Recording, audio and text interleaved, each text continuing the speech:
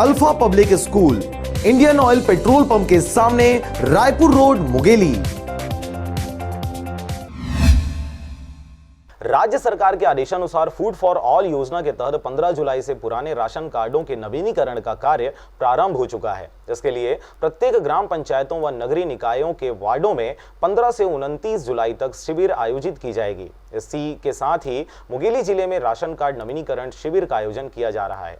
नवीनीकरण के लिए हितग्राहियों को मुखिया का 2 passport size photo, bank passbook, ration card, मुखिया सहित अन्य सदस्यों का आधार कार्ड आदि दस्तावेजों की फोटोकॉपी आवश्यक है। आपको बता दें कि प्रदेश में लगभग 58.54 लाख राशन कार्डों का नवीनीकरण किया जाएगा। ग्राम पंचायत निवासपुर में शासन के महत्वपूर्ण योजना राशन कार्ड नवीनीकरण चल रहा है। अभी 15 तारीख से चालू हो चुका है, 29 तारीख तक चलेगा। तो यहाँ अपने निवासपुर में लगभग अभी तक कितना कंप्लीट कर लिया आप लोग? अभी तक लगभग 100 से ज़्यादा हो चुका है।